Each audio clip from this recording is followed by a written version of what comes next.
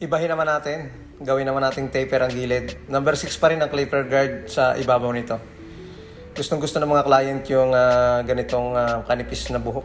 Dahil kahit naman taglamig na ngayon, gusto nila maayos pa rin, manipis pa rin yung buhok nila sa parting ibabaw. Wala na silang ayusin, wala na silang susuklayin. Kaya gupitan natin ng taper ang gilid nito. Tapos number 6 sa ibabaw. Sa mga nag-aaral pa lang magupit, kapag nagagawa tayo ng lineup, umpisa natin sa may center ng kanyang noo para makita natin kung paano pantayin dito sa kabilang side. Ito yung pamamaraan na ginawa ko. Paano ko ba ginawa yung taper? So ganyan, kung ano yung inyong nakikita, dapat laging nakikita natin yung part ng ating pagpuputulan. Yung sa paggawa ng guidelines, dapat nakikita natin yung mismong talim niya. Medyo manipis pa naman yung pinakang gilid niya, kaya diretso lagyan na natin ng guidelines. Hindi na muna natin ninipisan hanggang dito sa may likod. Diyan tayo magbe-base sa ginawa nating guidelines. Mga 3 weeks pa lang yung kanyang buhok at nagpagupit na siya agad, kaya ganyan pa lang kanipis yung gilid ng kanyang buhok.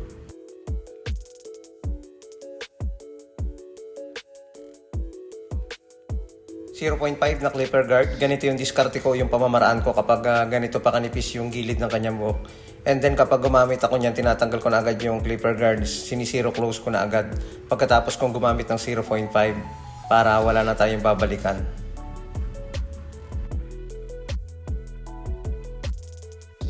Yung ganitong klase ng gupit ay iwas abala kapag naligo na kayo.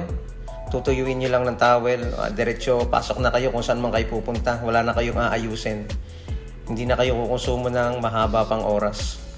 Siyempre, overcomb.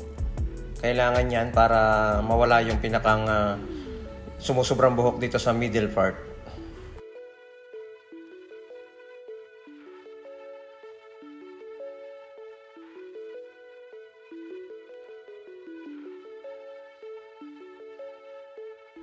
Basahin muna bago ahitan, tapos bagong blade ang gamitin.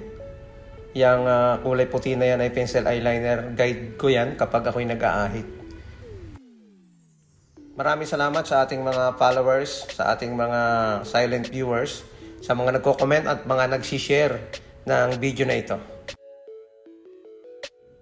Kapag tayo'y nag-aahit, dapat lagi tayong maingat. Magaan lang yung kamay para maiwasan nating makasugat.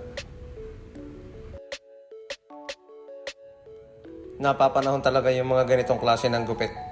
O diba? Napaka-solid at napaka-angas tingnan. Kapag gusto ng ating client yung gupit niya, siguradong mapapangiti siya bago lumabas ng barbershop. Subukan mo na mga kabarberos. At sa mga magpapagupit, try nyo na rin yung ganitong gupit.